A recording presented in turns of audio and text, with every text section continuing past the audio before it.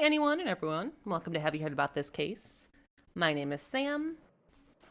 And my name is Kelly. So, today I'm going to bring you a case that I had never heard of before researching, but it's very well known in the UK. But before we get into it, I don't want to give anything away about this case. What is our question? So, my question for you is today I had errands to run before we recorded. And one of those errands was a stop at the bookstore. And I picked up 3 books, which is pretty standard for me. And I was wondering what you're reading that's fiction, like that's not true crime. I am currently reading, I actually just brought up my book app because I kind of figured this is where you were headed. Um, but I'm currently I do audiobooks more than anything. I'm doing Dead Man's Wake right now by Paul Dorian. Oh, oh, I'm okay. really liking it. Sorry, I that sounds like it. How? Sorry, I thought it was a different Dead Man's Way. There's I thought you said Dead Wake by No, Dead Eric Man's Wake. Larson. Uh, Interesting. What's it about? So I'm almost halfway through with it. It was just kind of like one of those randoms, like they kind of just recommended it for me. I'm like, sure, let's do that without even really looking into it. But Yeah. I'm liking it. It takes place in Maine, and it's a game warden who is visiting his stepfather with his fiance, and while they're just enjoying kind of like an engagement party, they see kind of in the distance on the water a boat that looks like it hit something, and it turns out it actually dumped 2 bodies. So now this game warden is kind of working with Oh. local authorities to try to figure out what happened. Ooh. That sounds very interesting. I'm liking it a lot Also, so far. you said it happens in Maine. Yes. And I I love like New England, that. so I'm happy Yeah, with that. my grandmother lives in Maine, and we used to go up there as a child. And also, I think it's one of those settings that's just really vivid, and Mhm. so it makes it better. Yeah, I'm really enjoying it so far. I'm assuming there's going to be some sort of big twist at some point, but I'm not quite Hmm. halfway through with it, so I think I have a ways to go before I get there. Hmm. Yeah, anything could happen. Right? What are you currently reading?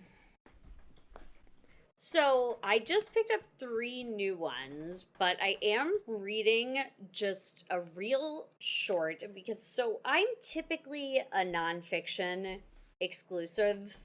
Like even when I'm not reading true crime, I'm reading nonfiction.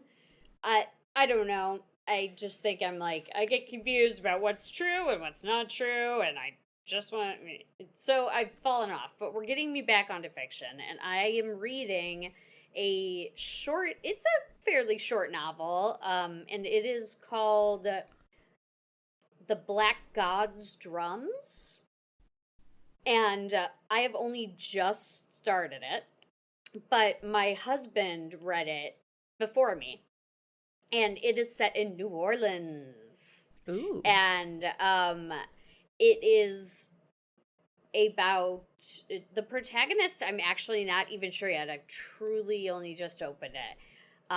The cover makes the protagonist look female, so I'm interested in that. But I know that if it is a man or a woman, whoever they are, they have a deal with one of the voodoo gods, or like Hmm. a blessing from them, where it gives them like minor powers, magical powers. So like Hmm. Interesting. they can make their way through a crowd really fast, and like there's never any they can get I through want no that matter what. talent. And yeah, and like they can pick anybody's pocket and they'll never know, like that kind of stuff. It's like a pickpockety book, which is a great way to draw me in. One of the reviews posted on the cover, it says, a sinewy mosaic of Haitian sky pirates, wily street urchins, and Orisha magic. So I'm interested because New Orleans, it's like Maine, very vivid. And then this is sort of like futuristic New Orleans setting. You know? Sounds good. So, sounds very interesting. Yeah, I'm interested. I'm interested. But yeah, I was like, what have we read lately that isn't true crime? Because I am reading tons of true crime. Mine's fictional crime. So. Yeah. So is mine. It's just petty theft. Right. Well, I will say our case today is very like book or movie plot-esque. It's very dramatic. And there is actually a miniseries based off of this case. And I would love I'd love to watch it at some point, but it's on BritBox right now, which is a subscription I just don't have. But after hearing all these details, I would like to check it out at some point. But it's hard to get those overseas shows. Right. I have the gut feeling that you've never heard of this case, so I really just want to dive right in. Go for it, because the name that I've been given does not ping for me. So go ahead. Well, there's other names that might, which is the reason I didn't name my script this specifically. Okay. We're gonna start with discussing Richard John Bingham, and he went by John to basically everyone that he knew. He was born on December 18th, 1934, to parents Caitlin Dawson and George Bingham. And John was the second oldest child and the oldest male child.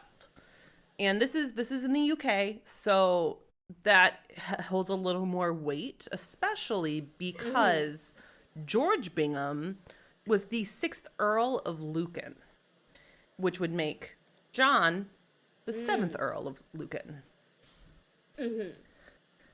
So, as a young child, John was mainly cared for by his nanny, Lucy Sellers, because John's mother, Caitlin, had blood clots in her legs. So, for a good portion of his childhood, she was actually in a nursing home. So, the family very much relied on the nanny.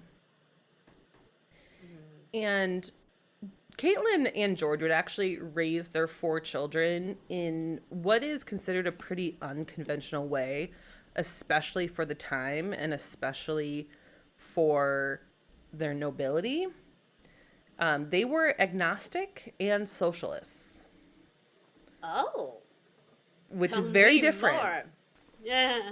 Well, honestly, I don't know a whole lot more than that.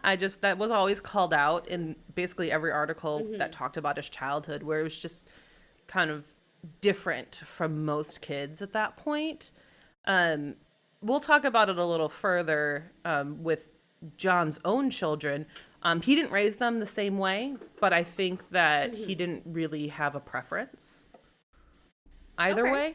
But through his adulthood, he did still have his agnostic and socialist, well, not socialist as much. He did have his agnostic views. Okay, and you're right, uncommon for the time. Yeah, because this is the 30s to early 40s. Yeah. So after the start of World War II, in 1940, John and his siblings all moved to New York. It sounds like his parents stayed behind, but all 4 of them went to New York, and they lived with this woman named Marcia Brady Tucker, who was extremely wealthy. Okay. She's reported as a multi-millionaire. So I started to look this up. In 1940s, if you take $1 million, convert it to today's money, it's about 21 million. And she was a multi-millionaire. Wow.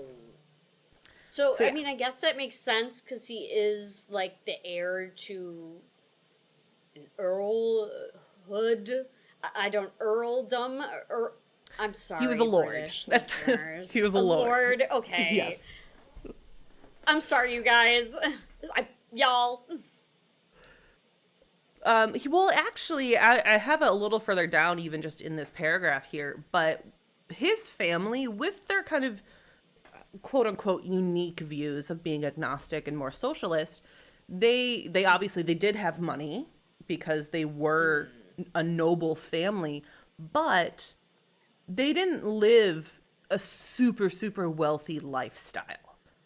They were much more modest with what they had. Like they did have a couple homes. They lived better than you and I as middle class people, but in comparison to other people within their same financial class, they lived in a much kind of more frugal way than others did.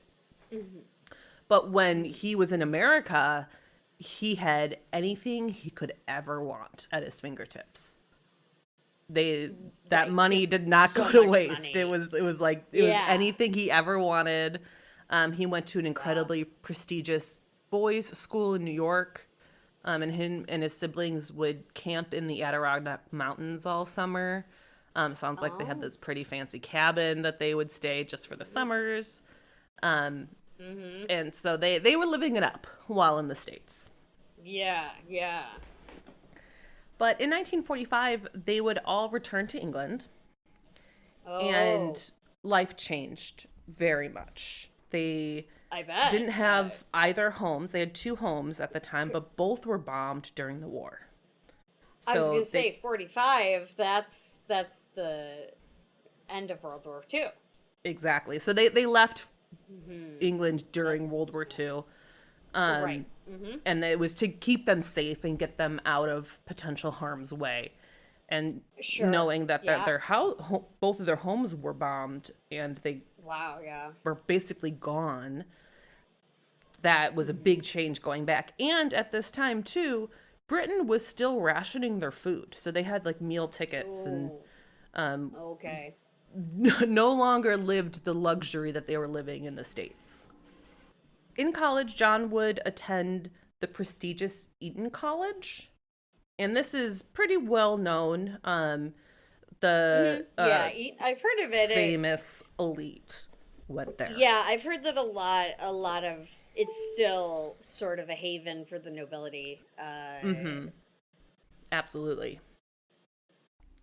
And while in college, John would discover his love and, in turn, addiction to gambling.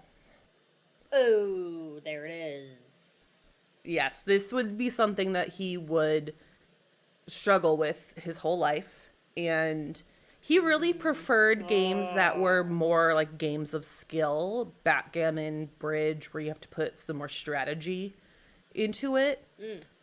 But he also this wasn't the only thing he'd gamble on. He was known to leave campus and go to the racetrack and start betting on horses, things that he doesn't have as much control over the winnings, other than like reading the statistics.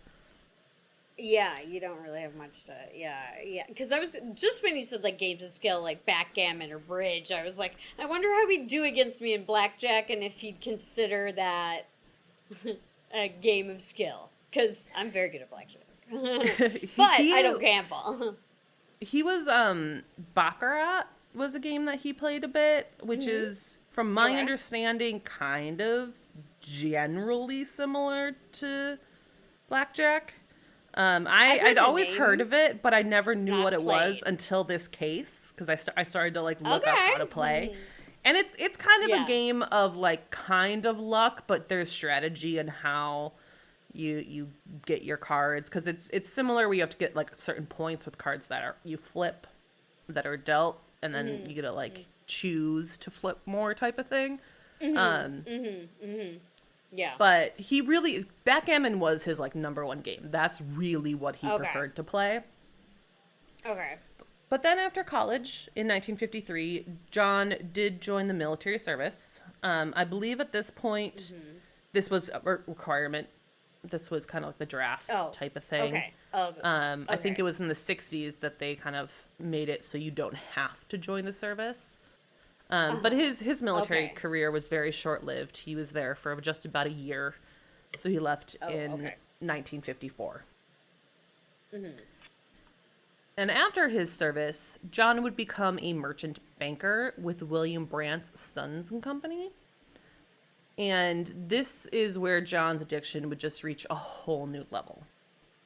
He had more people around him who were also gambling, and they Mm-hmm. introduced him to this new place where he actually became a very early member, the Claremont Gambling Club. And Whoa. this was very exclusive, and it was founded by John Aspinall in 1962.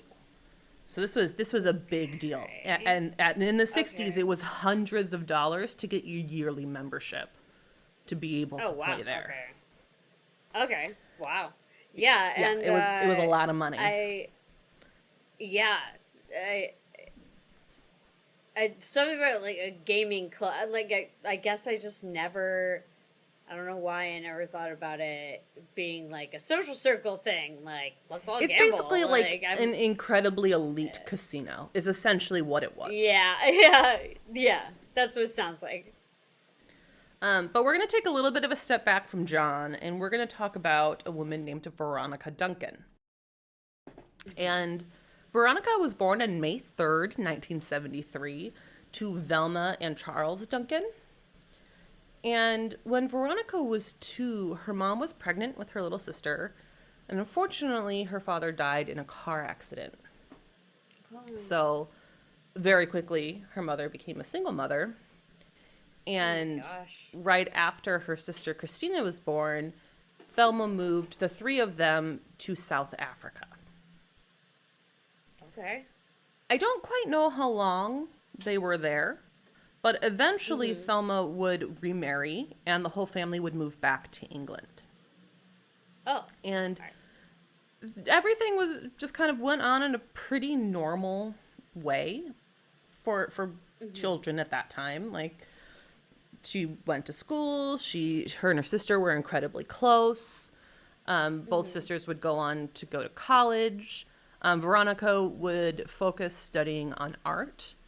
And then Mm-hmm. after college, Veronica and Christina got a flat together in London, and we're just kind Oh. of like living the life. Mm-hmm. And to make some money, Veronica worked as a model, and she was a secretary, I believe, at a hotel, just so they can make Mm-hmm. ends meet and pay for their flat. Right. And Christina, her sister, would meet her future husband, William Shand Kidd, who is the half brother of Peter Shand Kidd, the stepfather of Diana Spencer, aka Princess Oh. Di. Oh. So there's some royalty connections there. I love her. And I love there her so was, much. right? I don't want to get. Um, I don't want to get into it. I don't want to get into it, you guys. But right, that's a Princess whole Di for other life. episode. Princess Di for life. But Christina and Veronica being incredibly close, there's a lot of times that Christina would go to these kind of high-end social functions with her husband and invite Veronica along. And this, Okay. at one of these functions, it was a golf outing, is where Veronica would meet her future husband, Richard John Bingham. John. Okay.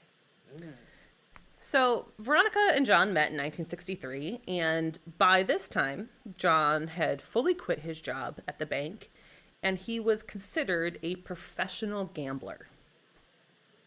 Okay. Uh, in 1963, you could be a professional gambler. Yep. I mean, I'm aware that there are professional gamblers these days, like poker players, that sort of thing. But okay, I think it's a all bit right. different than that. Those people are like Mhm. sponsored, and there's like big Yeah. competitions. Exactly. Yeah, this is sort of. He did it as a hobby that turned into a full-time thing, and hopefully he'd make enough money from it, was kind of Yeah. his thing. Yeah, I was gonna say this sounds a little less like that. Yeah, I think this was because he was an aristocrat, a socialite, he could type of thing. And in the documentary, Lord Lucan, My Husband, the Truth, Veronica sat down for the first time to tell her story. And she discusses first meeting John and him discussing his gambling career. And kind of around that point that they met, he had recently purchased a boat so that he could race in the International Daily Express offshore powerboat race. Wow. And yeah, it's a mouthful. And but just purchased a boat. Okay. This was all of John's money.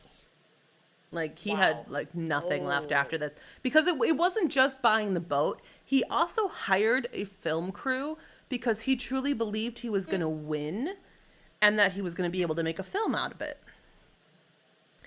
Okay. Yeah.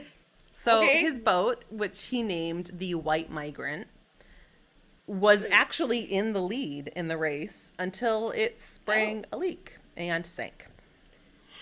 Well, all caught on camera. Oh boy. Wow. Yeah. That has to be something that you don't hang on to the copy of. Oh yeah, no, it was partially featured in that documentary, and I watched the whole thing. Good. It's Somebody like the first was like 2 minutes of the documentary. Somebody was like, make sure you get that tape of, right? of his boat just fully sinking. Like, oh boy. Oh boy. I mean, like, don't get me wrong, no shame on your game. I love your confidence that you are positive you're gonna win. But I don't know if I would hire a documentary crew to follow me around for any kind of competition. Yeah, no, it was, that's just kind of his attitude. He like I said, he was an aristocrat, and we'll kind of go through here. He wanted that image of himself to be portrayed in any way possible. He wanted everyone to believe that he had all of this money and that he could do anything that he wanted and nothing got in his way. That was just him. Okay. And so in this documentary, Veronica talks about how at this time she was 26 years old and he was 29 at that time. And in that point in time in the 60s, that's kind of considered fairly old for not being married, especially in a noble family for John. Yeah. And that's what I was thinking. Yeah, and so it just kind of became like they expected that they would eventually get married. So John asked her to get married, and she says that she didn't really answer. It sounds like she just kind of sat there in silence, and he had to ask a second time. And finally she's like, yeah, sure. Okay, all right. And she talks about her wedding. It's actually kind of funny how she talks about her wedding. But she's like, it was very small. We weren't very popular people. Like, it was very small. Yeah, we didn't need that many. We didn't need that much room. Yeah, I guess Princess Alice was there. Which was like their biggest guest, that's a pretty big deal if you have Princess Alice at your wedding. Yeah. Yeah. So that must have tickled him to death, because that actually wasn't him who got her. That was Veronica, because I think it was one of Veronica's cousins was a lady in waiting for Princess Alice. And so inviting the cousin just kind of brought Princess Alice along. From the sound of it. Wow. So he had nothing to do with it. Which I'm sure didn't make him happy. Oh, yeah. He wanted the connection. Oh, yeah. He like I said, he wanted to show that he was, like, the highest of high aristocrats. And that he lived up to the title of Earl or Lord. And he didn't even have the title at that point. Right, I was gonna say he hasn't inherited it yet, right? Not yet. He actually will Yeah. very soon And here. We'll then get to that in just a moment. mhm. But kind of starting their new marriage, as a wedding gift, John Aspinall, the owner of the Claremont Gambling Club, gave John and Veronica £200 of credit to spend at the Claremont. AKA, Ew. here's money, you might not get Uh, anything and it's still mine. It's kind of the way I look at right. it. Yeah, as a wedding gift. Yeah. I would feel incredibly uncomfortable if somebody gave me a wedding gift of like a gambling For his credit own club. to for and I was going to say like to basically my husband. Like you're not really giving a Oh, yeah, wedding no. gift. Like my husband is the member of the club. Like I'm standing here wondering why you're giving me money, just like you said, money that I might not ever see. Yeah. And, well, John would try to teach Veronica the games that he was playing, but I don't think she ever Mm-hmm. gambled on her own. I'm not sure if it was Mm-hmm. allowed for her to gamble on her own. I never kind of came across that, but I never saw Mm-hmm. anything saying that she was the one gambling. It was always kind of described as like she would sit off to the side behind him. So Mm-hmm. I really think it was like that was just for John. That had nothing to do with Veronica. Yeah, yeah, that's what I think too, and that's why I would feel incredibly uncomfortable if I was Veronica in that situation. Yeah, but also this is also 1963. That's kind of how Mm. things were. Yeah, yeah. Veronica noticed that John was starting to become upset one night when they were at the club. I'm not sure if this was the same night that they were spending the £200 or not, or just a different night, because he was there every day. He was there, like, that Yeah, was, he would, I yeah. saw at one point, like, a breakdown of what his day looked like. And it was like, wake up in the Mm-hmm. morning, like, go for a run, read the paper, kind of deal with the mail, and then afternoon, go to the club. And then go home, Mm-hmm. have dinner, change into a suit, go back to the club. And like that was his Oh daily gosh. routine. Oh boy. Yeah. Oh boy. So at one Uh, particular point, Veronica notices that John is becoming very upset. And she's not quite ugh. understanding what's going on. I think that it's all in facial expressions. So she either doesn't know the game or she's not paying attention to the game. And so Mhm. she doesn't know why he's getting upset. And at one point, he actually gets up out of his seat and starts talking to one of the club's directors, saying that he wants to join the big game. And we don't quite know what the big game is. But the director told him no, like, go home. Like, Oh, you're not getting in there. oh, And after being told repeatedly, John and Veronica oh, finally do go home. And the whole drive home, John just keeps apologizing to Veronica. oh And no. so she asks him, how much did you lose? And he says, Ooh. £8,000 in the Oh boy. 60s. That is a lot of money. Ah, that's a lot of money. That's a lot of money. How? Mm-hmm. Oh boy. I just I knew I had a figure in my head when you said John kept apologizing. I was like, oh no, he didn't make any money that night. Oh no, he lost a lot of money. But And this that's a money, lot of. I was gonna say it's more than I thought. that's so much. And you know how I said earlier he spent all of his money on this boat?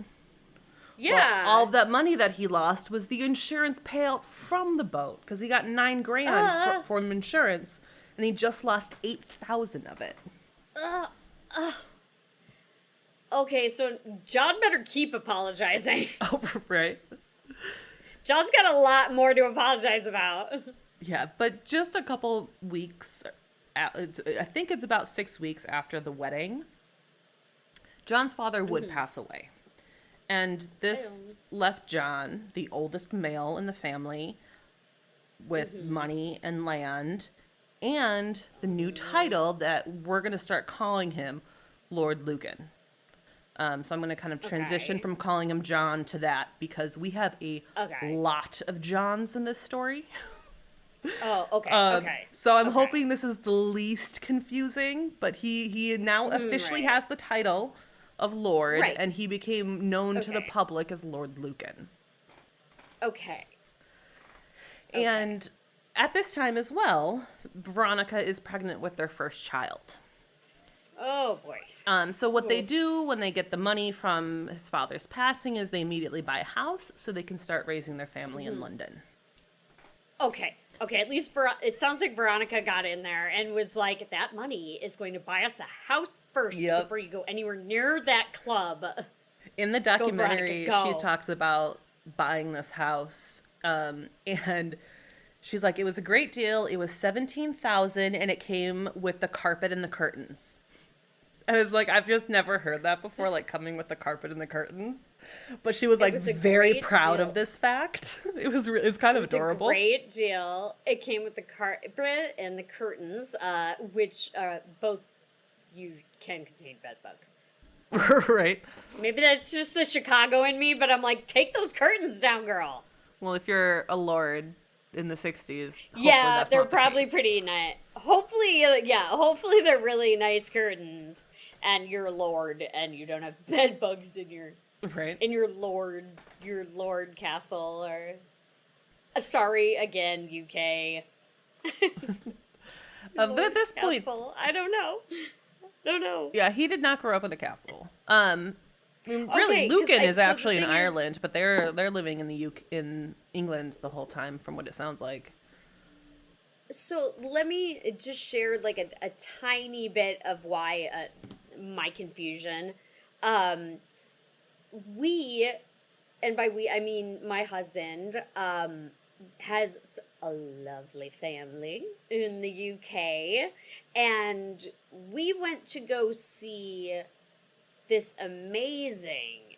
It was a palace, and it was the Duke of Blenheim's palace. So it was called Blenheim Palace. So it was a huge, gigantic place that they've preserved, and it's like really awesome. And it actually has a lot of history. Like Winston Churchill lived there and died there, and so it's huge. So I'm not entirely sure, like comparatively, like what size house, like, or the times were different. A long time ago, you might have just built you a castle like this because it's beautiful and amazing. But that's just my confusion. I don't know the typical size. I do know that there is still a current Duke of Blenheim, and there are private chambers at this. Part of it is accessible to the public, but part of it is his private part of the castle. Yeah, I don't So I think guess that's I was just uncommon. not sure. I wasn't sure with like what title comes like what kind of. Well, I guess it's remember all about his family inheritance. were socialists, and they believed Yeah. in sharing wealth. Okay, so they thought differently, and so I guess it would just be a matter of inheritance and land and what. Yeah, the family had money. Yeah. And he got a good chunk of money when his father passed away. Oh, okay. But Okay. that's just his parents didn't live like that. Like he lived like that when he was in the States, but when he wasn't in the States, Right. he was much more living closer to like the average person, even though he Right. still had a ton of money. But he's still he's still living in a house. But I'm glad Veronica got in there and was like, house, Yeah, First thing it we're sounds doing. like it. I've seen a couple photos. I know generally where it is in London. It looks gorgeous. So it's not just like probably a house. beautiful property. It's. I mean, and in London, Yeah. But at this point, even in the things, 60s, it was probably a big deal to live in London. Oh yeah, especially where they think. lived. Yeah. Yeah. Okay. And at this point, it really seems like things are going well for John and Veronica and their new baby daughter, Frances. And it seemed like the family was really just kind of working really well together. They were enjoying being newlyweds and new parents. And that is until Lord Lucan received a letter from John Aspinall inviting him out for a night drinking. Oh no. And Enabler. yes. Aspinall. Well, Aspinall knows that Lord Lucan has a gambling addiction, and John Aspinall owns gambling clubs. So Yeah, he knows exactly the game he's playing. Oh. yes. So what he really wanted out of Lord Lucan at this point was for him to become a baccarat dealer. And this was a bit of a incentive for both John and Lord Lucan, because the dealer, it's not like blackjack where like the dealer, like the house takes it. The dealer actually takes a cut of the winnings. So yes, the house gets money, but like the payout is like commission almost for the dealer, from what it sounds like. So like if the dealer wins the game, you get some of your money too. So you want to do well. It's you're not just getting an hourly paycheck. You're actually winning the games. Yeah, yeah. So like that, it sounds like Aspinall actually has something to offer. I just wonder, with like, since he's like a lord, like I feel like it would be kind of, isn't it rude to ask a lord to be a baccarat dealer? Well, that's the thing. He's asking him because he was an aristocrat, and it could bring in more high-stakes gamblers if they see Lord Lucan doing it. So this was all a ploy for John Aspinall to bring him in for an image thing. This wasn't to benefit Lord Lucan. This wasn't like, hey, I know you have a problem. Let's give you some payouts along with this. No, it's like, look, we have Lord Lucan here. You all want to gamble here with Lord Lucan. That's what it was. Yeah, see, I knew 100 times out of 100 Aspinall had like, there's nothing in it for Lucan out of it. But I just, like, I wonder, I guess it's a nice incentive to have that percentage that you take, and you have a family to support, but I just don't know if I were an aristocrat, if I would be offended. I don't want to be a how bad his gambling dealer. addiction it was. Like that's how severe it was for him. And John Aspinall, he sounds like he's the type of person that you meet and you just kind of like, even though you learn more about him and you kind of don't like him. Like he just was very personable. He was an interesting person. He had a private zoo. Like, like you don't like that. The minute you told me that he invited him out for a drink, I was like, oh yeah, no, that was, I don't like this guy. That was a business. Nope, I don't.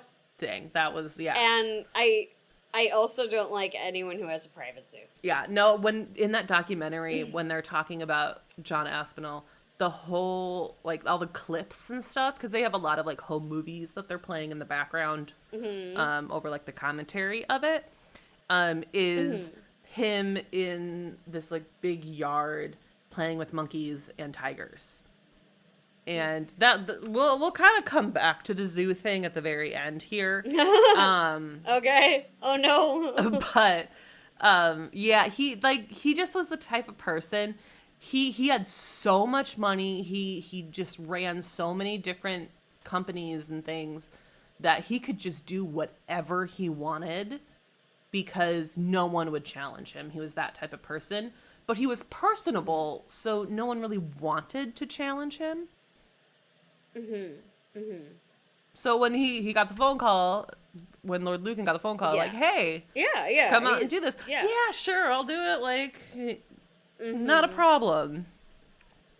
Yeah. So, obviously, this just continued to feed his addiction. He was back to gambling every single day at the Claremont. But things were fairly stable for the most part. Over the next couple years, Lord Lucan and Veronica had their second child, George.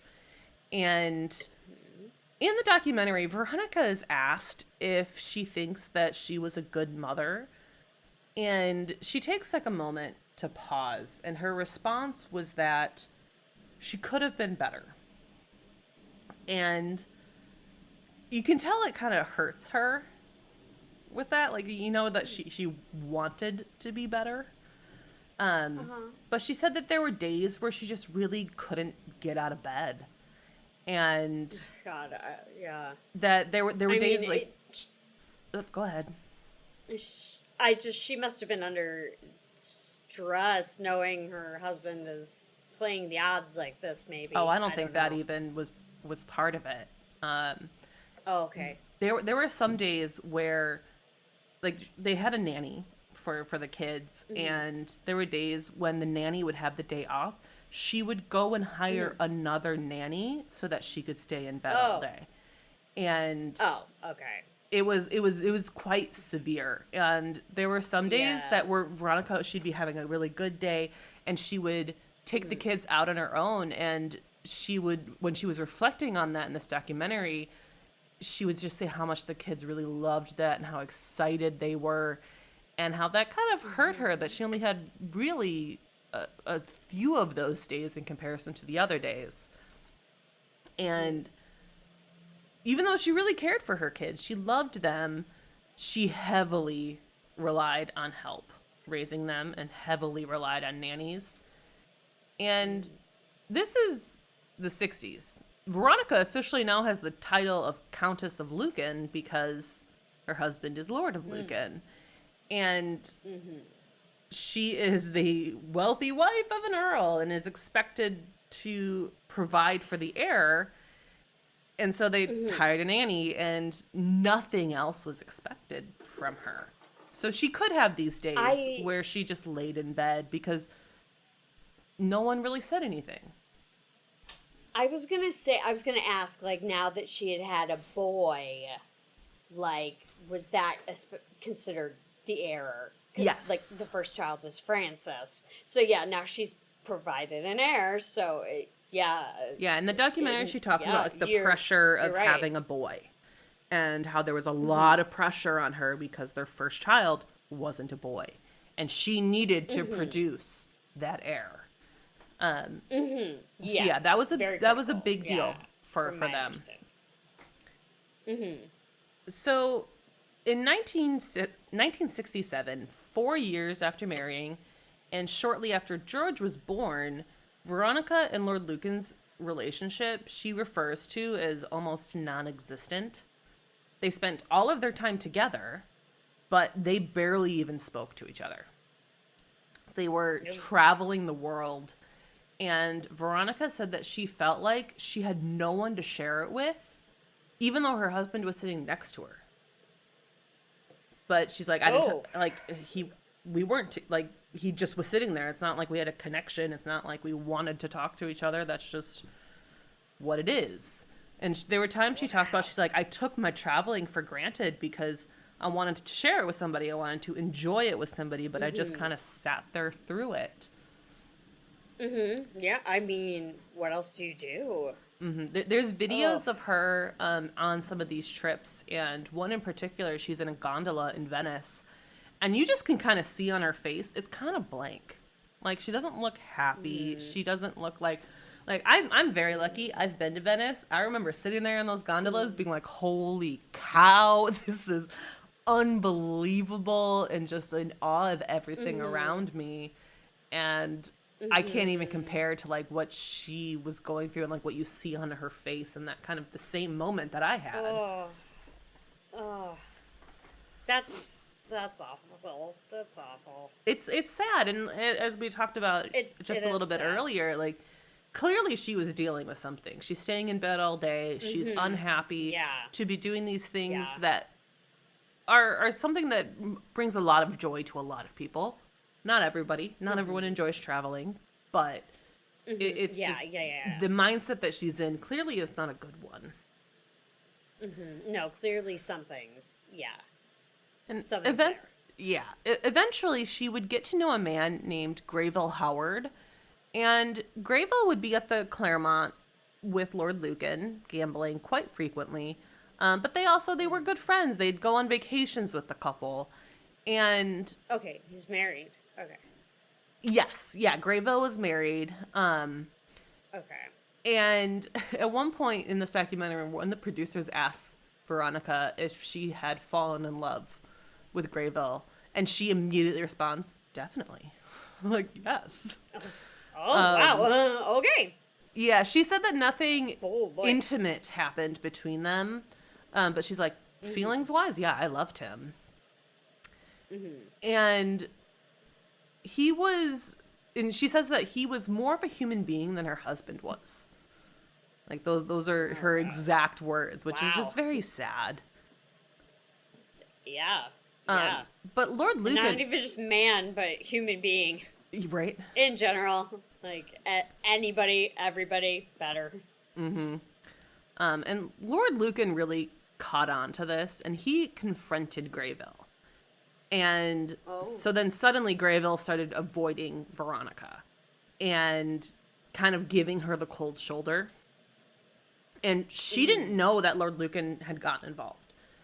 And so suddenly her relationship with Greyville was just gone. And this really affected her emotionally. Yeah. She didn't know how to handle it. She felt alone in this world, and then she met this person that she enjoyed being around, and then suddenly he just kind of disappeared from her life. Right. Yeah. Yeah. And so at this point, it just turned into like every single day she was in bed. And at one point, Lord Lucan actually took her for a drive where he really was taking her to a hospital to be evaluated. And oh my gosh. they wanted to commit her to get her help, but she refused to be committed. So instead, they prescribed her with a cocktail of antipsychotic drugs. Yep. I mean, yep.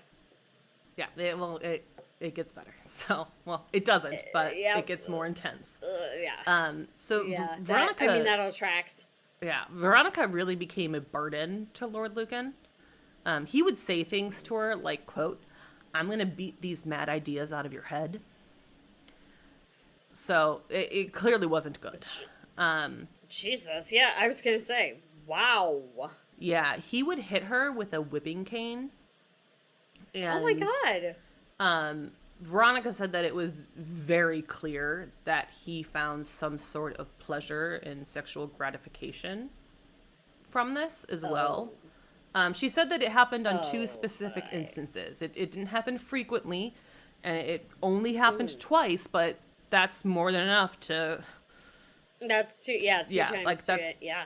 That should not happen. But she said that he would always want to have sex afterwards.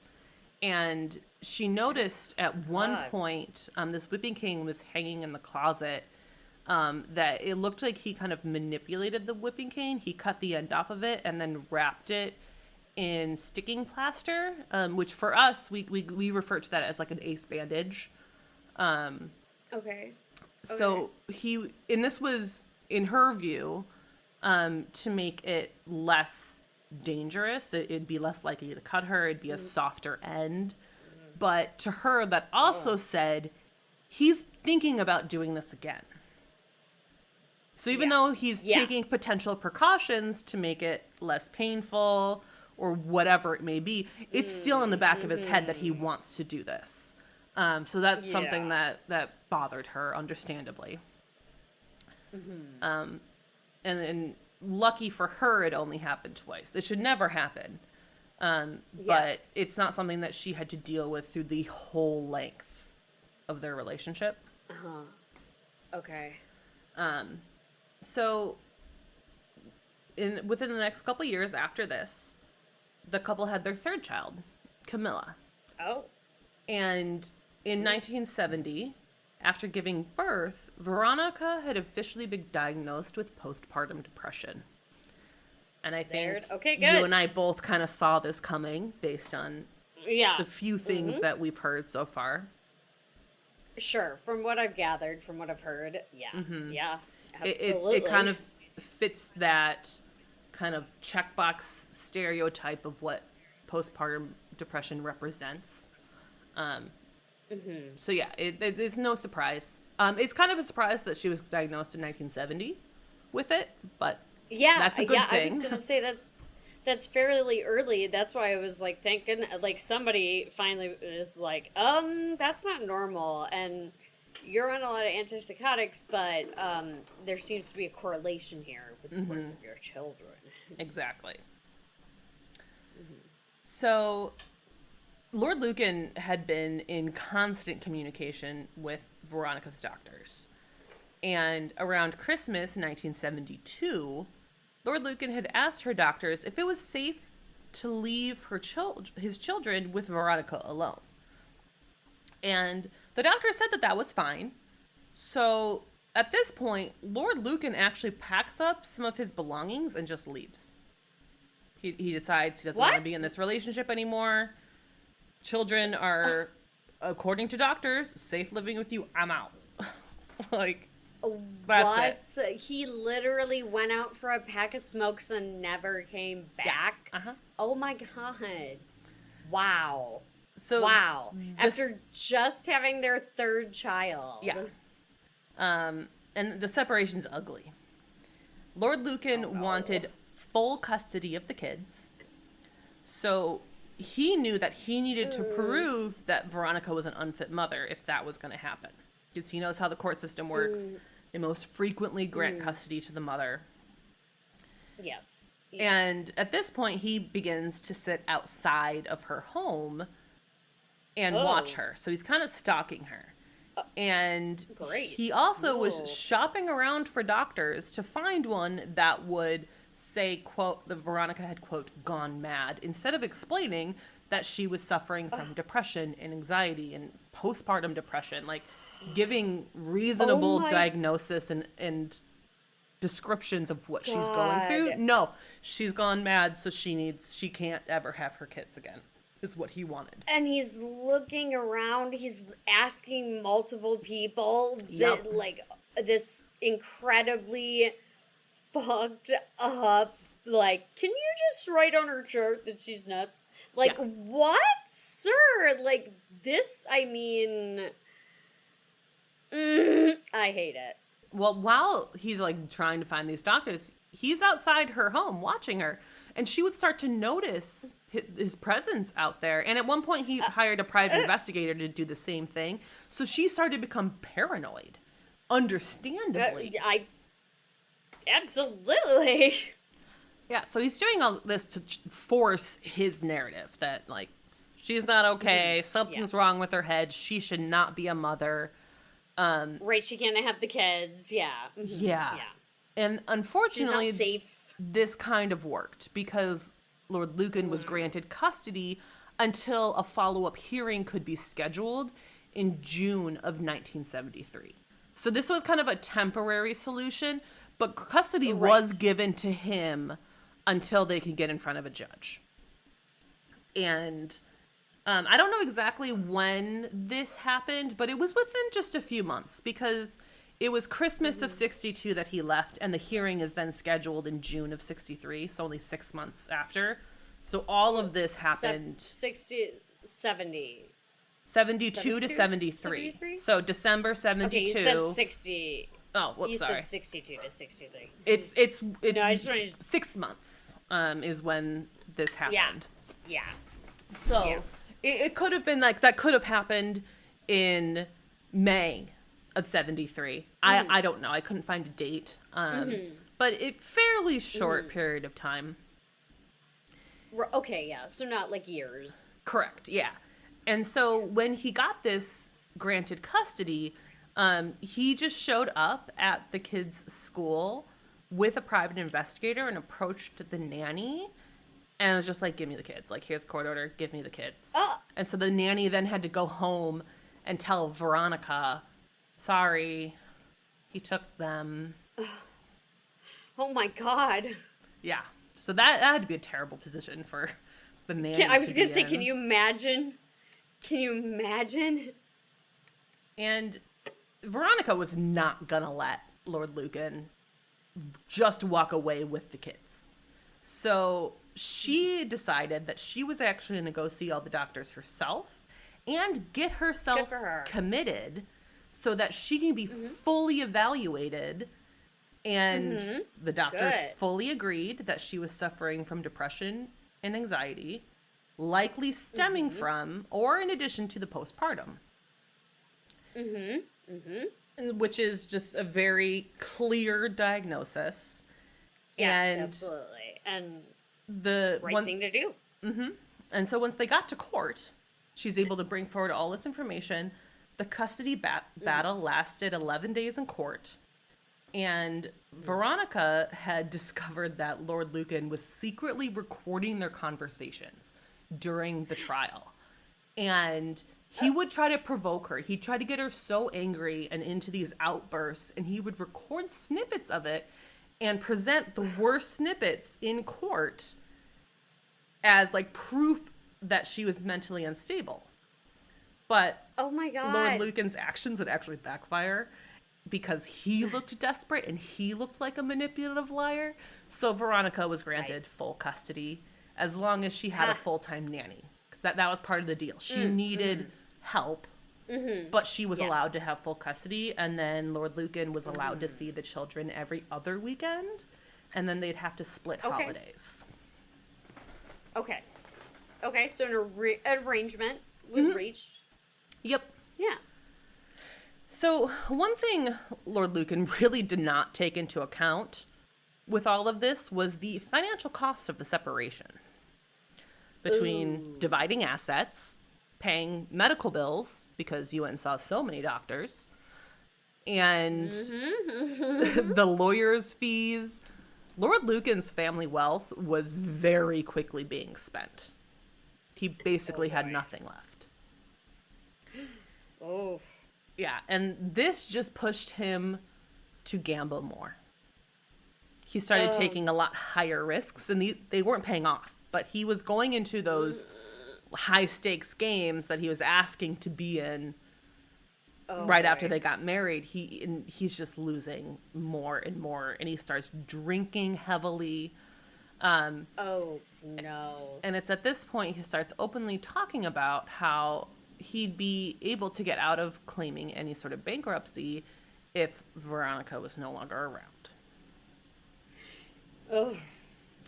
He even went as far as saying that he could easily dispose of her and never get caught. What? Yeah. Wow. And he's saying this to like multiple. He said it to Grayville, the guy that she was into. He was saying this in the club to a handful of different people. I was just, that's a statement right there. Like, wow. Right. So at this point, he'd gambled away all of his wealth. He actually had 4 separate bank accounts that were all overdrawn by thousands of dollars each. So he truly had nothing. And he was begging his friends and family for loans. And this is not just some money he was asking for. He was asking for £100,000 so he could continue to gamble. Wow. Yeah, and this is the mid-70s, remember. This is 74. Wow. Yeah. The balls on this guy. Oh, yeah. To call up your family and friends to loan you money and then say, oh, by the way, it's so I can continue to gamble with all that money that you're giving me. So while Lord Lucan is trying to get his hands on as much money as he could, Veronica is attempting to find and keep a good nanny for the kids, because that was part of the deal. Yeah. And I saw some reports that said it was very difficult to keep a full-time nanny at this time, but I also saw some reports that Veronica was very difficult to work with. So I don't know which one it is. I don't know if it's a combination of both. But it seemed like it was definitely a struggle for the family to get a good nanny. But eventually, Veronica found Sandra Rivett. And Sandra was born in England in 1945. And when she was only 2 years old, she moved to Australia for about 8 years.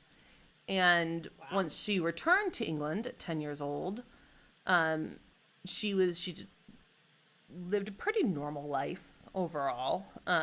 According to an article on medium.com, Sandra was described as intelligent, although she does not excel academically. Which Cool. I just feel like is a lot of us. Yeah, I was gonna say that's I like. Well, that's not. It's not everybody's good at taking tests about taking tests. Exactly. And a lot of Sandra's life kind of mirrored Veronica's. And I believe this could have been one of the reasons why Veronica hired her. Because after a difficult relationship, Sandra had committed herself to a mental hospital where she was diagnosed with depression. And Okay. attempting to move on from this bad relationship, she met a new man, also named John. A lot of Johns in this story.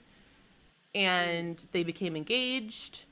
And this is also when Sandra really started to become a nanny and started to start that career, which she had never really done before. Okay.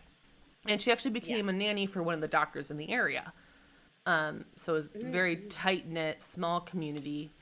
And Yeah. unfortunately, her relationship with John didn't last. But before it ended, Sandra had become pregnant. So this was very difficult on her. And in March of 1964, she gave birth to her child, Stefan.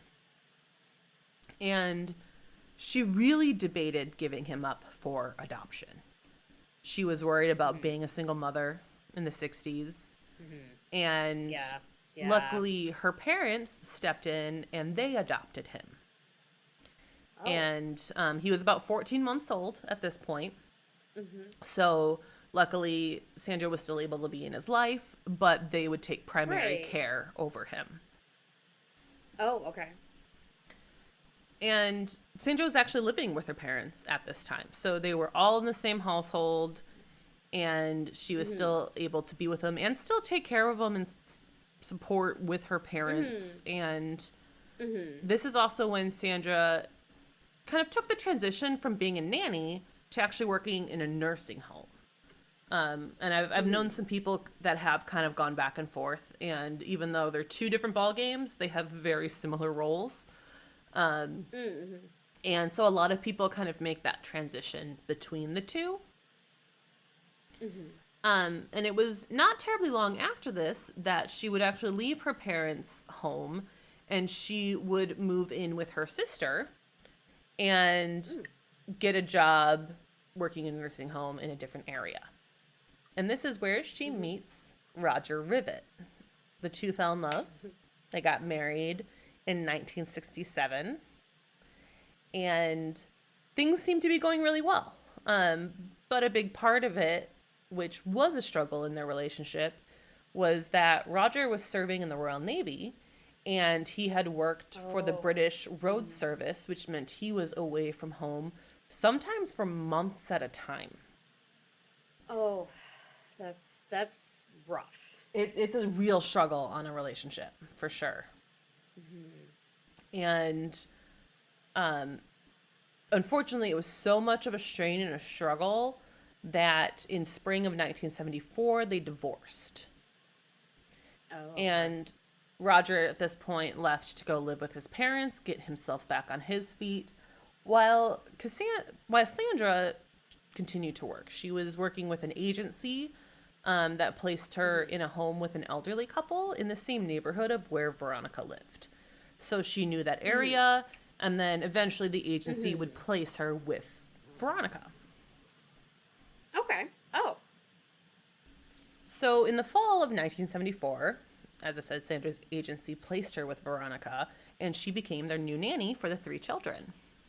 And this seemed to be like just a really good fit for everyone. Both Sandra and Veronica had just gone through divorces, and they were both struggling with their mental health. So I'm sure it was nice to have someone who understood what that was like. And She was just incredibly caring, and the kids really loved her. So Oh, good. it just really seemed like a Yeah. great fit to find Sandra. Yeah.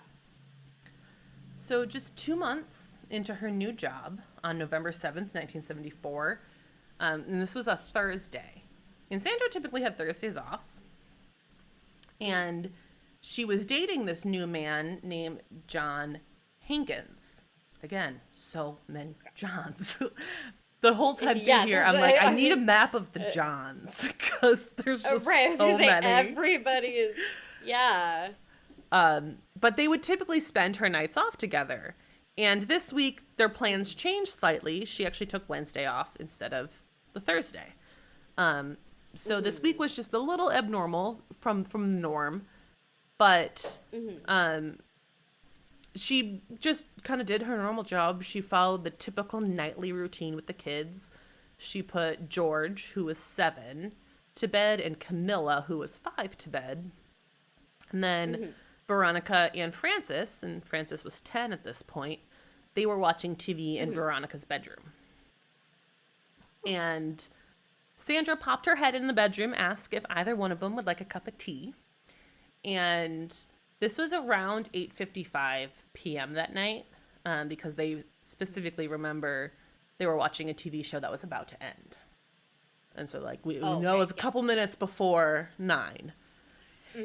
And Veronica said that she would love a cup. And so Sandra went downstairs to the kitchen. And the kitchen was in the basement. So she went all the way downstairs. The bedroom's on the first floor. And if I remember right, for us in America, that is the second floor. They call it the ground floor. The first floor is what we refer to as the second floor. So I think they're 2 stories away from each other. Okay. So just for some clarification, because it'll help a little bit later. Okay, thank you. But she goes down to the basement, and it was like a half basement. So it's like it still had big windows that we would refer to as like a basement apartment now, where it's like you kind of walk down like 4 or 5 steps into a basement. It's not fully underground. Okay. And that's very typical Okay. in like Georgian architecture. That's very normal to have the kitchen in this area.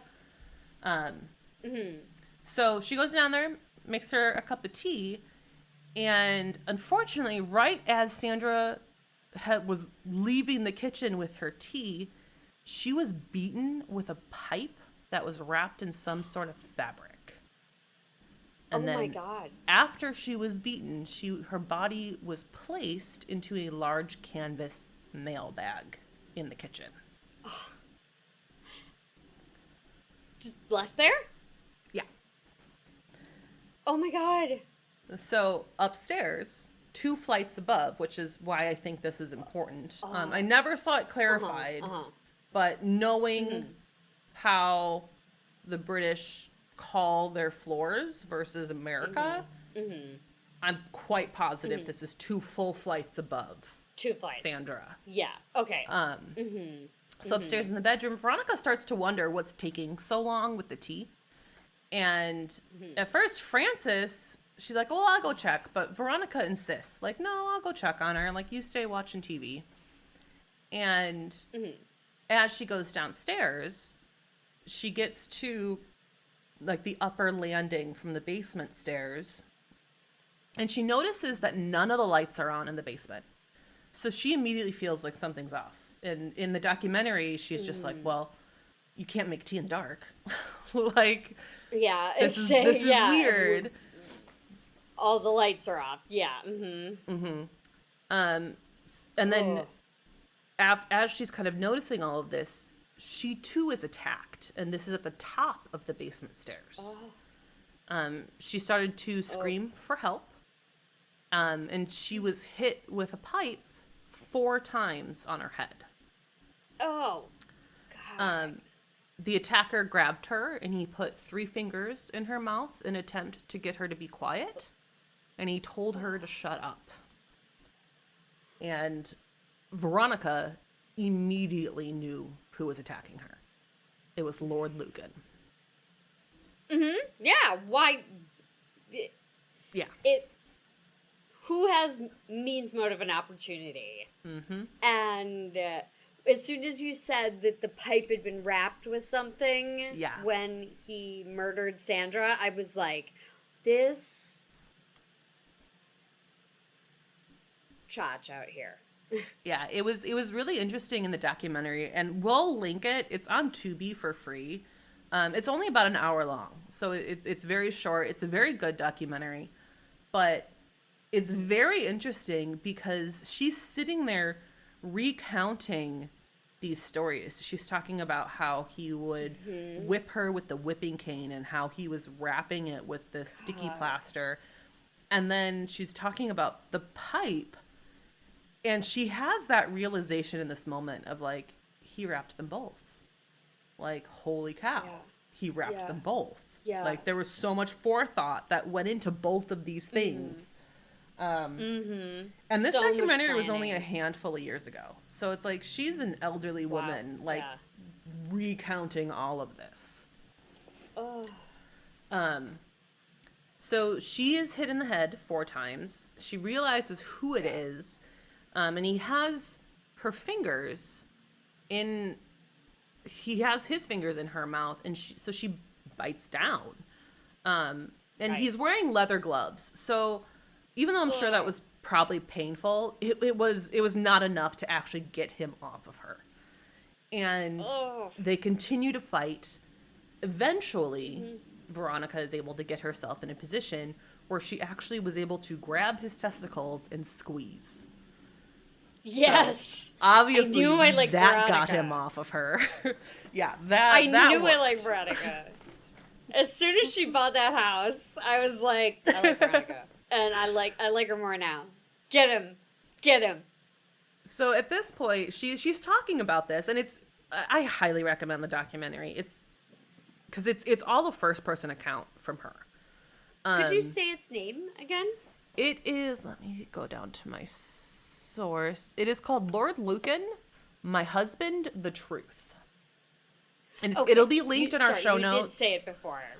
Yeah, but it was fascinating to watch. It was one of those where I would watch like 2 minutes and pause it and be like, okay, these are the things I want to include in my script. And it took me like 3 or 4 hours to watch this 1 hour documentary.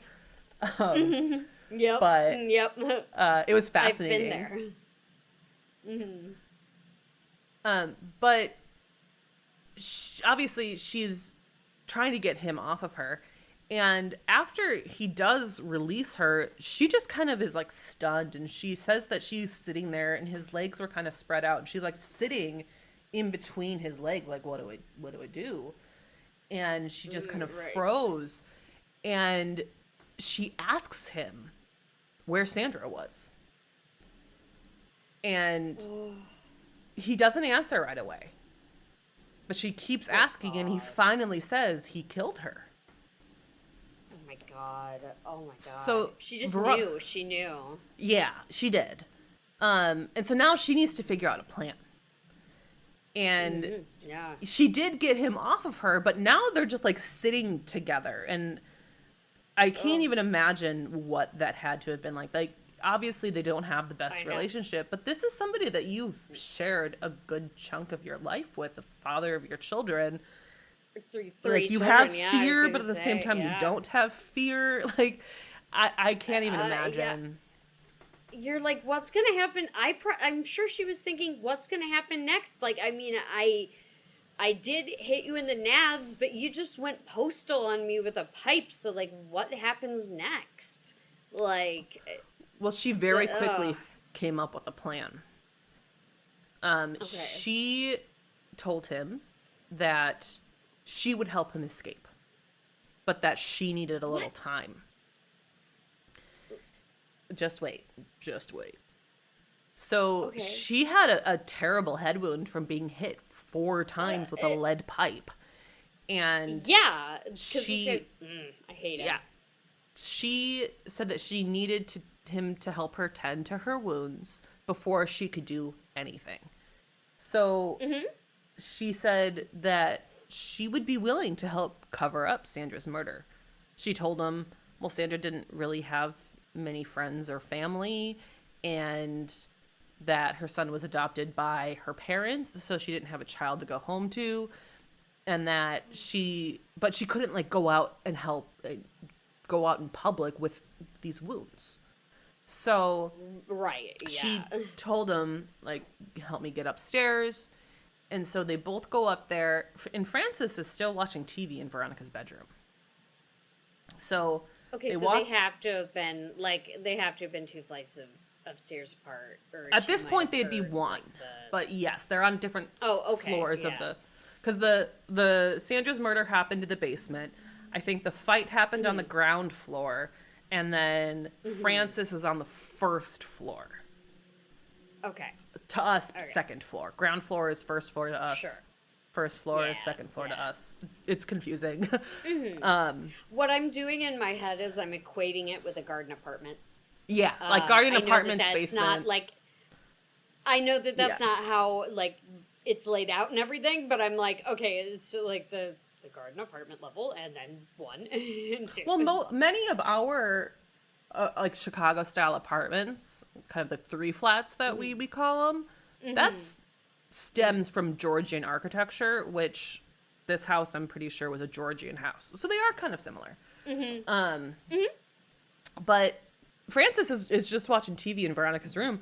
So Veronica and Lord Lucan come walking in, and so that had to be weird to have your father, who Yeah. has left your home, just Right. suddenly be there with your mother, who is bleeding from her head. Ble- But yes. Lord Lucan's just like, go to bed. Like, get out of here, go to bed. Like, so she runs off to her bedroom.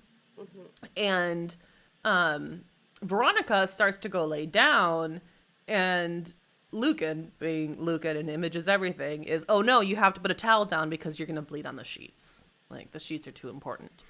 Yeah, like they're more important than the pipe wounds Yeah. in your head I just gave you. So he runs off to the bathroom. He gets her a towel, and then he's asking her, like, do you have any medication or anything that you can take? And so she's like, tells him, like, oh, go into the bathroom, get this. And she takes this time, knowing that he's in the other room, to just bolt. And Yes. she runs out of the house, runs down the street to a pub called the Plumber's Arms to get help. And That's exactly the arms I want to run into. right, Plumbers, get everybody get your pipes. you're right. Dude in a house with the pipe, and also the Plumbers Association in Chicago are the ones who dye the river green for St. Patrick's Day. Which is coming up in like So 2 welcome weeks. welcome arms Right. to run into.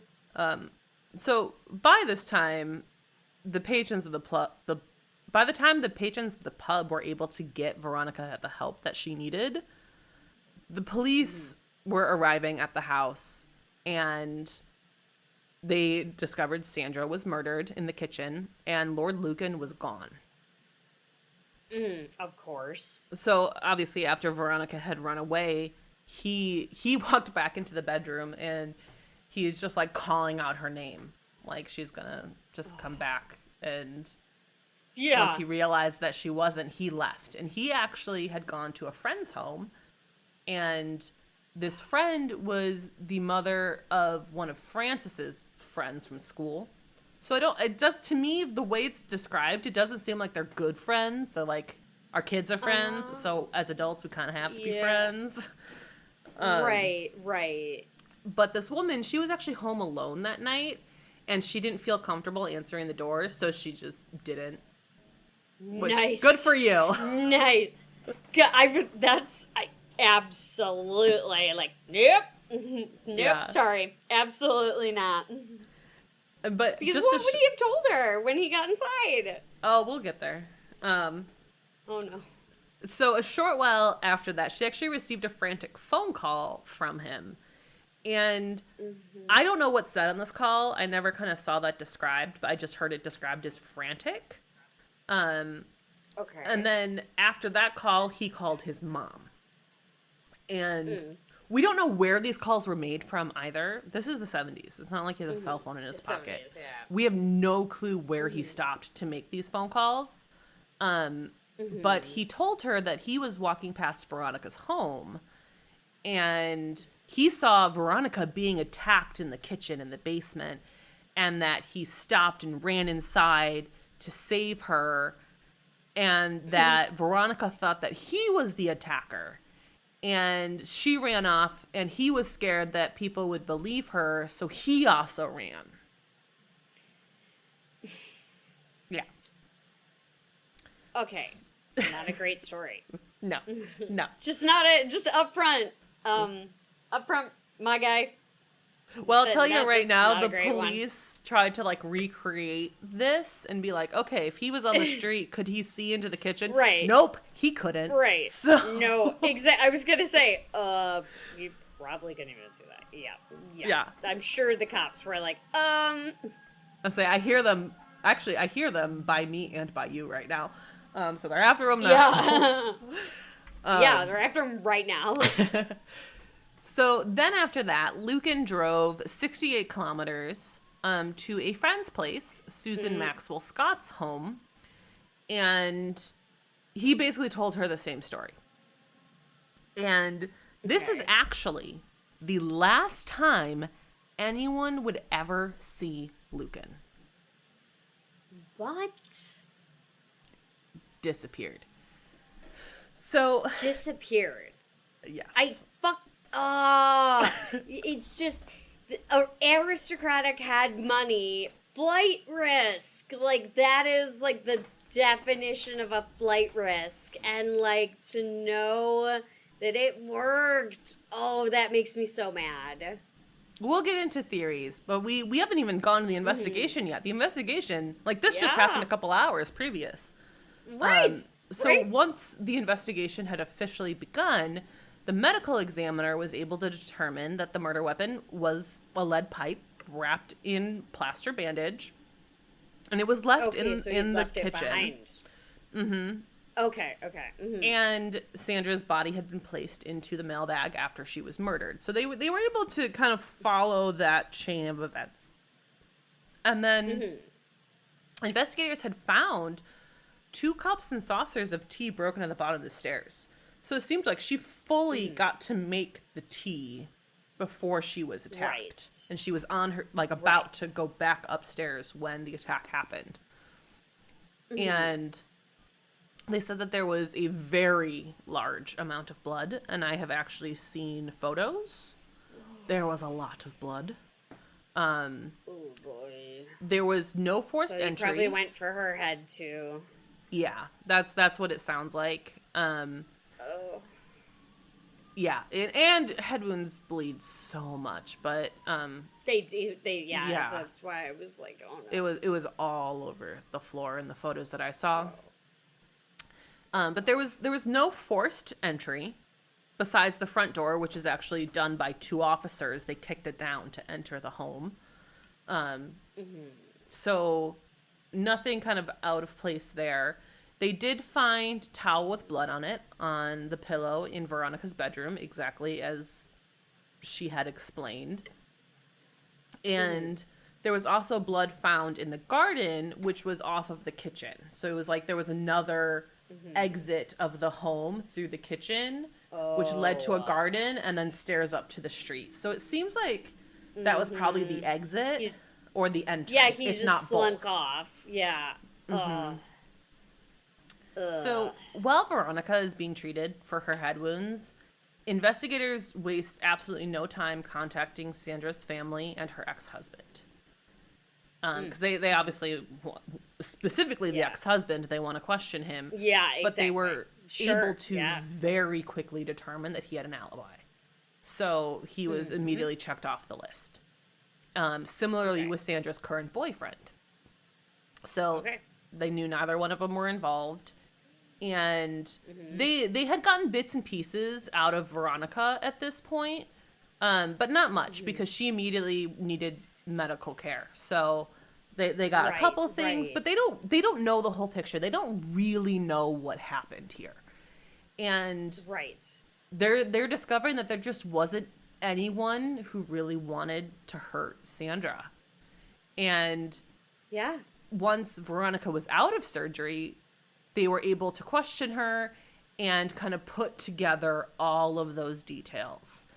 And so she explains that, like, that he said that he had killed her in the kitchen. She was attacked at the top of the stairs to the basement. She then went upstairs to her bedroom, laid down. He put the towel down for her. Like, all of this is lining up with the evidence that they're seeing, and it all completely makes sense. And when she ran into the pub, she yelled out that, like, that Lord Lucan killed the nanny and tried to kill her. So, like, she already made public statements that he was the one doing this. Yeah. But Yeah. people found it very difficult to believe that Lord Lucan would do this. From an outsider's point of view, he was this wealthy man. Everything was going for him. He was married to a beautiful woman, had 3 children. And many people didn't know that he was going through this tumultuous separation and custody battle. And if they did, they thought that it was not as serious as it was. And that he was, quote unquote, doing the right thing by wanting to get custody of his children, and that he was kind of the victim in this whole situation. But in reality, he's just gambling all of his money away and he has nothing left. Yeah. Ugh. So when the investigation into Lord Lucan's home didn't find anything suspicious, other than the fact that he just wasn't there, they didn't really know what to do. But there was just nothing out of place.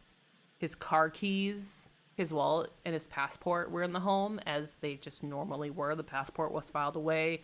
His keys and his wallet were on his bedside table. Like, nothing was different. His car was outside, and even the battery was dead. Like, it just hadn't been used.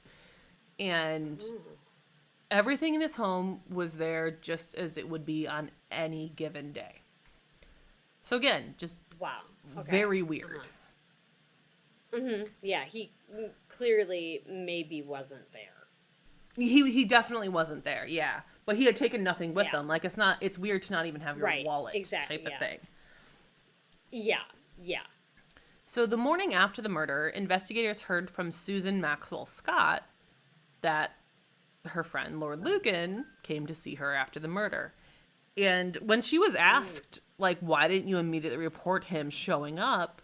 She's like, I didn't see the news. Like, I had no idea what was happening. And he told her basically the same story, where he was just walking by. He saw the attack. He ran in, tried to help. He thought he was going to get blamed for it all. And that he's innocent in all this. And so, like, he has blood on him. He has all this stuff, but he had that explanation. And she believed it. So she reported it kind of once she saw the news. But he had already left her home at that point. But she explains, he came to see me the night before. He was no longer there, and that he was driving his friend's car. And she also told investigators that Lord Lucan had written and mailed a couple letters, one of which being to his brother-in-law, Bill Shand Kidd, Veronica's sister's husband. And over the years, these two men would become great friends. And even during the custody battle, Lord Lucan had actually convinced Veronica's sister and brother-in-law that she was actually mentally ill and unable to care for her children. So he convinced her own sister. Yeah. Yeah. Her sister. Her sister, who she was incredibly close with and lived with. Yeah. Before getting married. Lived with. Yeah.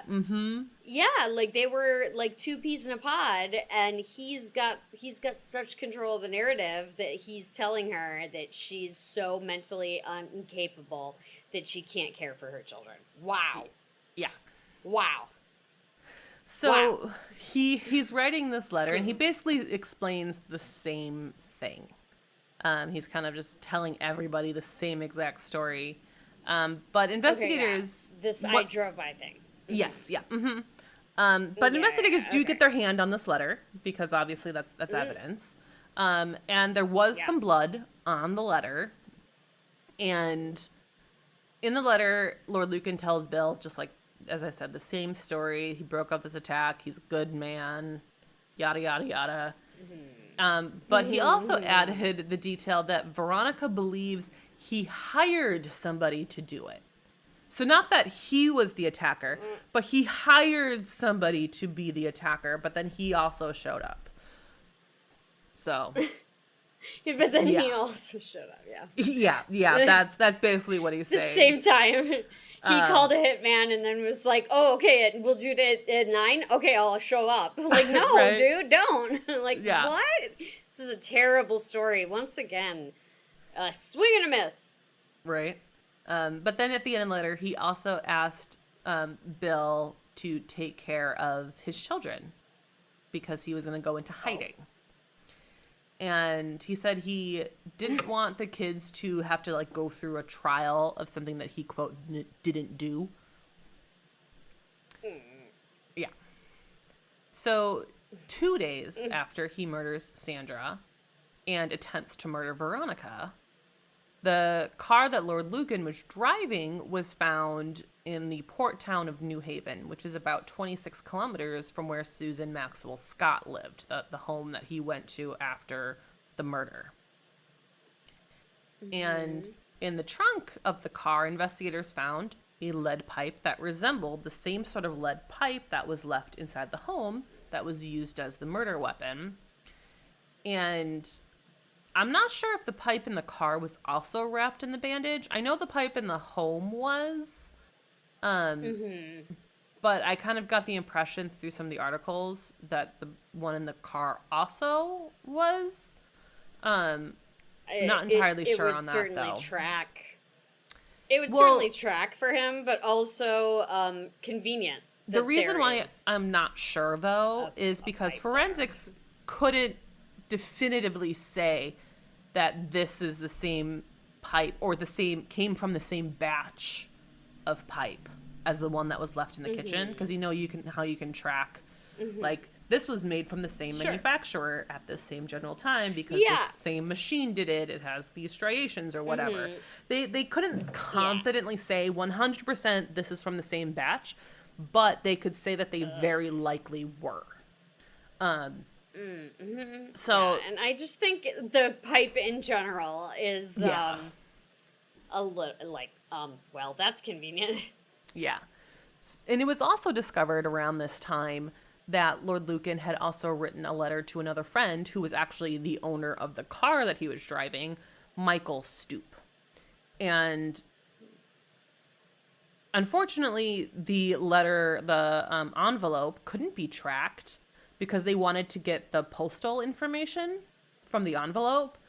But Michael tossed it out, not really thinking of the forensic significance of it, because they don't even know where he was, where he made those phone calls, where he sent these letters from. They don't know any of that. Right. But we do have the letter. And the letter says, quote, "My dear Michael, I have had a traumatic night of unbelievable coincidence. However, I won't bore you with anything or involve you except to say that when you come across my children, which I hope you will, please tell them that you knew me and that all I cared about was them. The fact that a crooked solicitor, which is lawyer, and a rotten psychiatrist destroyed me between them will be of no importance to the children. I gave Bill Shand Kidd the account of what really happened, but by judging by my last effort in court, no one, let alone a 67-year-old judge, would believe. And I no longer care except that my children should be protected. Yours ever, John." Wow. So that's the letter. I have so many. I held my breath. I know, I could hear you. While you read that letter. I was like, I can't, just don't say anything. Just don't say it. Just hold it. Just hold it. And I'm like, wow. It's like I, I'm so mad that this guy actually like got to go and hide. I'm so mad. And it's like it's like he sat down to write a letter and decided that every sentence of that letter should be more troubling than the sentence that came before it. Right? Like, uh, uh, and Yeah. it also shows that he has no respect for authority, obviously. Oh, no. Crooked solicitor, rotten psychiatrist, 67-year-old judge. Like, he clearly has no. Like, clearly he is the most best important one. Yeah, and he's just trying to write his own narrative again. That's all it is. Mm-hmm. Oh, he's trying real hard. And like I said, again, swing and a miss for Lucan on the story here. A traumatic night of unbelievable coincidence. Right? Oh, yeah. You're right, sir. You're right, Lord. I mean, it is an unbelievable coincidence. So really, the main assumption at this point by investigators and Veronica is that he didn't actually escape. Instead, he had taken his own life. And we'll get to some more of the theories with that shortly here. But investigators still had an obligation to investigate. They had no confirmation on whether he did or didn't. And he is clearly the prime suspect based on Veronica's accounts of what happened, and then him showing up at his friend's house, and then the blood on the letters. Like, everything is lining up that he is the one who did this. So, right. And also the story he's telling in these letters and to these people, and to the fact that it could absolutely have not happened. Right. And I know last episode we were in Australia and kind of talking a little bit about their legal system. It sounds like it's a fairly similar legal system to the UK. And on November 12th, 5 days after the murder and attempted murder, a warrant for Lord Lucan's arrest was issued and an inquest began.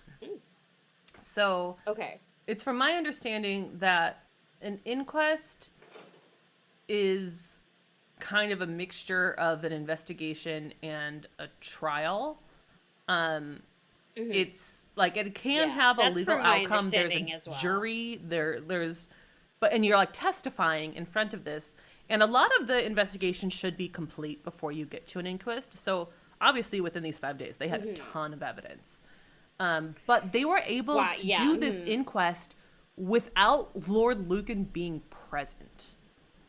So despite his absence, his mother did hire a lawyer on his behalf for the inquest. And many people testified. Veronica told her account of what happened that night, which had never changed. Frances told her account of that night, hearing her mother scream, and that both parents, despite being separated, came into the bedroom. Her mother was covered in blood. A short while later, she heard her father calling her mother's name when he realized she disappeared. And then the pub owners testified, who was working that night, saying that Veronica came running in covered in blood, saying that Lord Lucan tried to kill her and that he killed the nanny. And Susan Maxwell Scott testified, saying about Lucan's appearance and when he showed up at her house in the middle of the night. So, like, there's a lot happening here. Yeah. And so everybody's like, yeah, and even, like, Susan Maxwell Scott did not believe that he actually did this. She believed his story. But obviously she still testified, saying that, like, this was my observation when he showed up. Like, his story... That's wild. In her head made sense. So she really believed he was innocent. Wild. Yeah. I watched interviews with her. Because she went on the news talking about his innocence. Wild. But, she obviously is still Jeez. testifying because she was a witness that night. And Yeah, and just further yeah, further right. digging that hole for him. But in the end, the jury did determine that Lord Lucan was guilty of murder and attempted murder. So even though he wasn't Good. there, Yeah. they came to that Trial conclusion. didn't Yeah, yeah, you're a murderer once we find you. And Ugh. there still were many of Lord Lucan's friends and some of his family. I believe his brothers, or one of his brothers, I think he had a younger brother. Some of his siblings, really believed he was innocent. And even though the jury thought otherwise, and Veronica's Yeah. sister is one of these people. Like, she believed Oh my that god. he was innocent and that Veronica actually had mental instability, and like he convinced Yeah, her and of so all of she it. it's so wild that her Veronica's sister, like, he's so clearly interwoven himself and manipulated her that she would believe he's innocent, and her sister would just hit herself in the head with a pipe a Well, whole bunch and murder her we'll nanny. Like, we'll get what? to that. We'll get to that. Okay. So they really believed that what happened on November 7th was, quote, a traumatic night of unbelievable coincidence. Like, they really believed that was Jeez. very true. And there's so many people that have debated on what happened to him after he disappeared. And Uh, while some people think he was innocent, there are a lot of people who, whether they believe he's innocent or not, do believe that he had killed himself.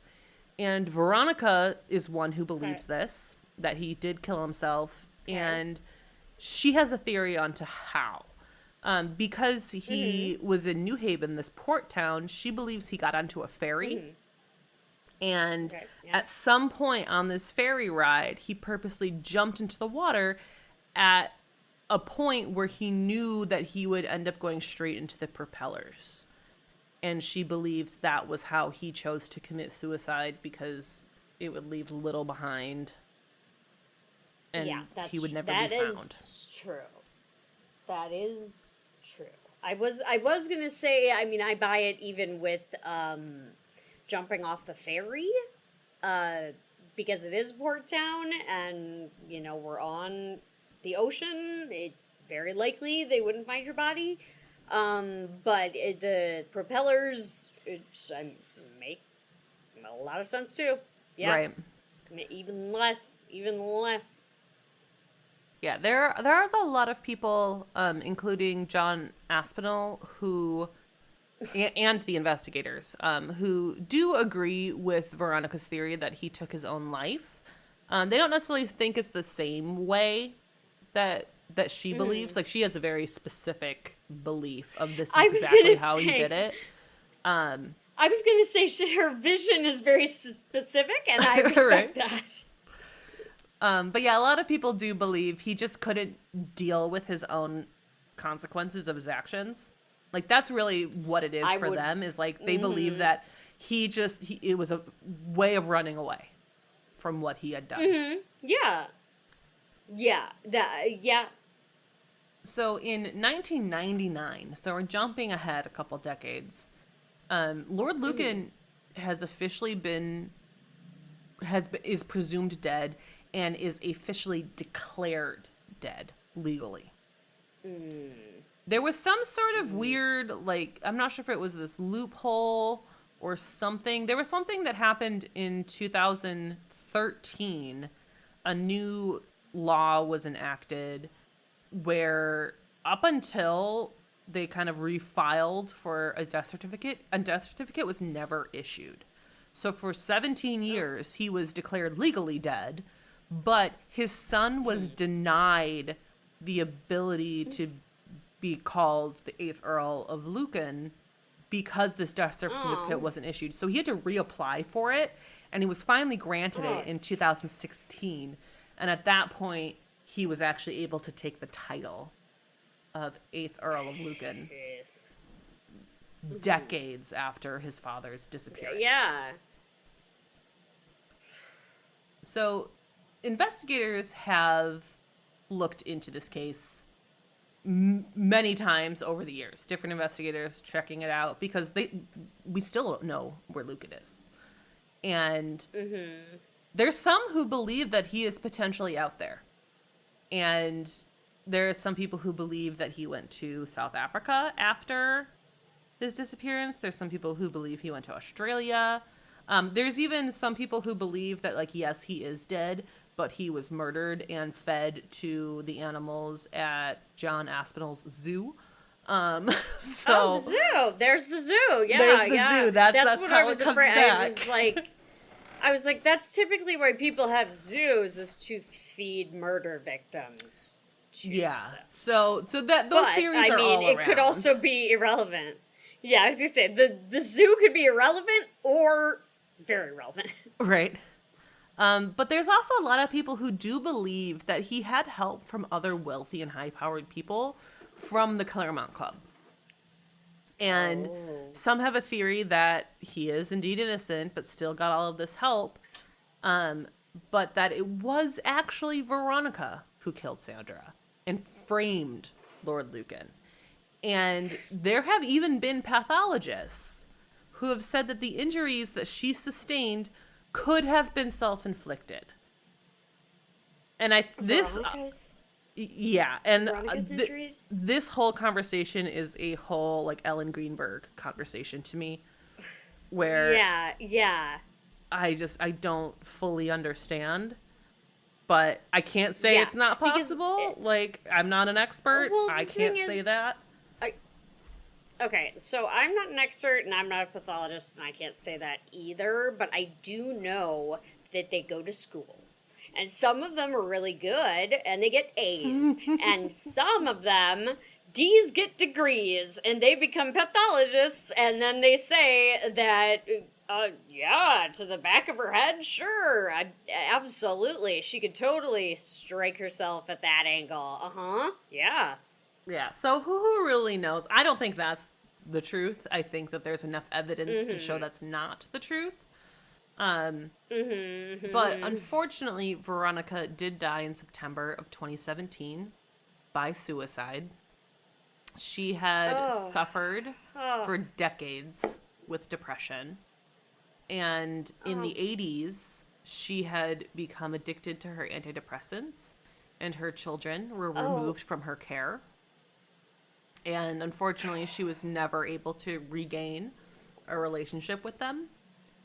And then in 2017, she believed that she had Parkinson's. She didn't have an official diagnosis, but at that point, she made the choice to end her own life.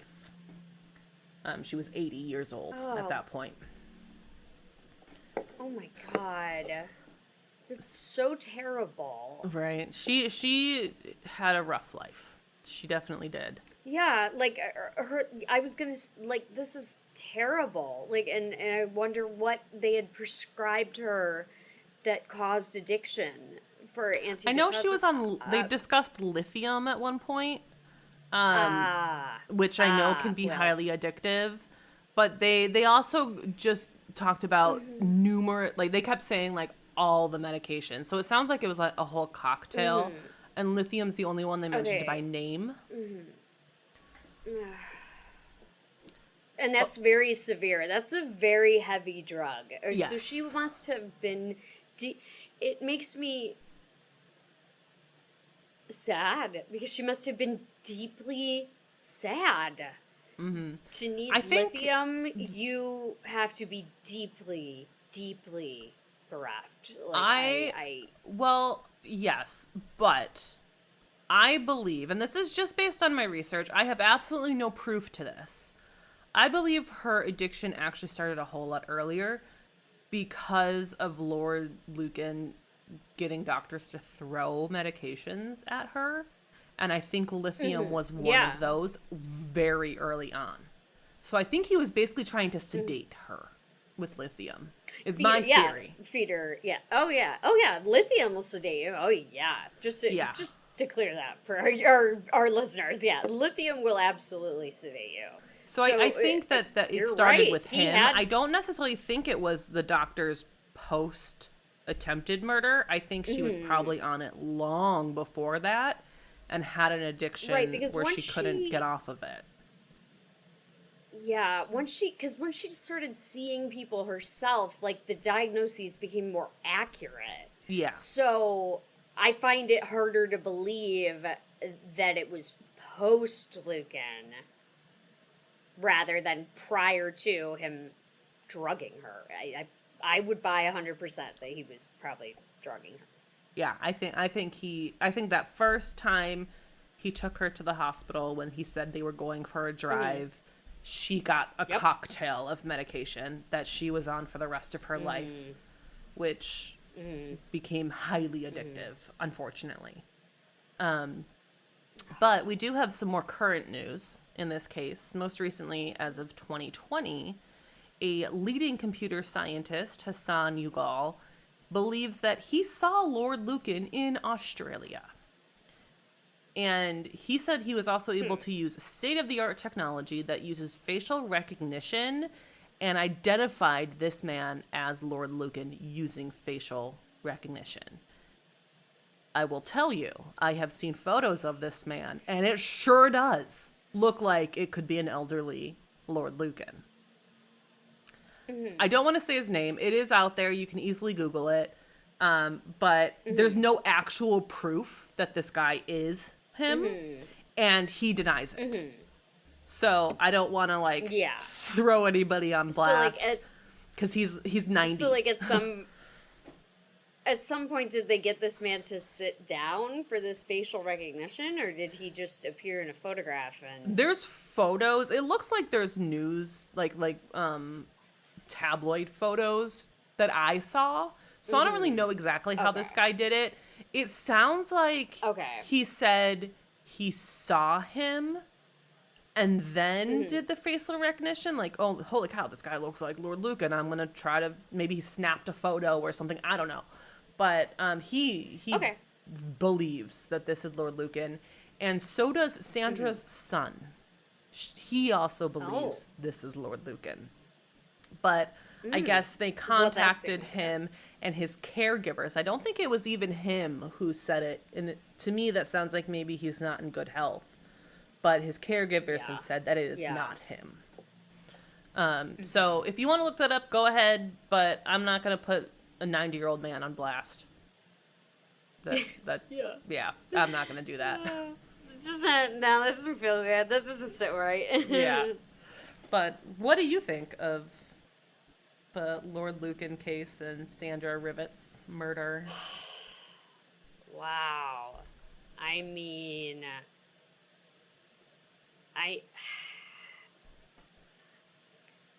what an absolute douchebag. Like, just a gambling, lying piece of crap who got a title. Like, the real, like, people who are lords in Britain must be so pissed that this guy, like, existed. Like, like, nothing like that. Like, no. This guy is, like, and also, he tells a terrible narrative. That is what I think. I think, I believe that, I can't believe people think he's innocent. But I am glad that at the inquest, I am glad at the inquest they were like, yeah, that's not what happened. Right. So I am glad at least some people were like, yeah, that doesn't ping. No. But like I said earlier, it just kills me that this dude got away. Yeah. Makes me mad. And I'm not entirely sure. I do think there's a good possibility he did end his own life. Because, like, while this guy in Australia, maybe it's him, but I think it'd be hard to hide for that long when you are that public of a figure. And, like, he was, like, 6'4", like, he's easily spotted. Yeah. He had this big mustache and this unibrow. Like, the pictures are already in the folder, so you can go check them out if you want, but we'll have them on Instagram. He was easily recognizable. Yeah. I sure think it's possible that he killed himself because he couldn't deal with the consequences, because he's never had to deal with consequences, Exactly. really, Yeah, no, and exactly. couldn't handle it. I think that the story about the propellers is a little specific, but again, I honor her vision. Um, I do think, though, that he probably killed himself. Yeah, I think it's Because, just yeah, so hard for just. him to get away with it for so long. Yeah, and I just think he just doesn't understand consequences and hasn't dealt with them before and doesn't want to at all. So he Exactly. tells the worst story I've ever heard to everybody, and then is like, and that should be the narrative, and off the boat he jumps. Not counting that Veronica would be there to say, "Hey, this guy did it," and so the jury said he did it too. So Yeah, and I'm with them. one thing I do want to kind of say at the end here is there is a fantastic podcast about this called British Scandal, Lord Lucan. And it's kind of funny enough, I almost said it at the beginning of the episode.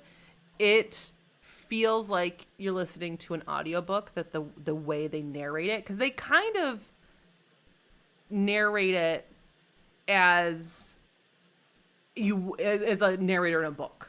They don't talk about it the way that you and I do, where they like go back and forth like that. The intro of the podcast is him standing in the hallway debating on whether he should run or not after Veronica ran away, and it's like they're telling that visual story to you. So it was a really fun podcast to listen to. I think it was 4 episodes on Lord Lucan. Highly recommended. I want to give them a shout out because that was really fun to kind of go through that whole story in that way. Yeah, really felt like I was listening to an audiobook.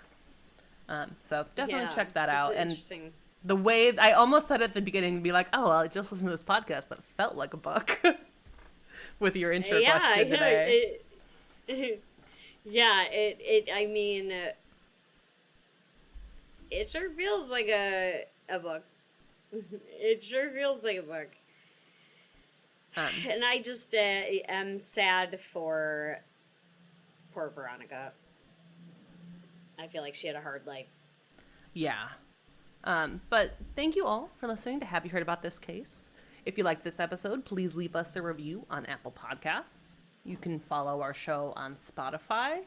You can also find us on Instagram at Have You Heard About This Case Pod, on TikTok at HYHATC, or you can email us at haveyouheardaboutThisCase@gmail.com. Thanks, and we'll talk to you later.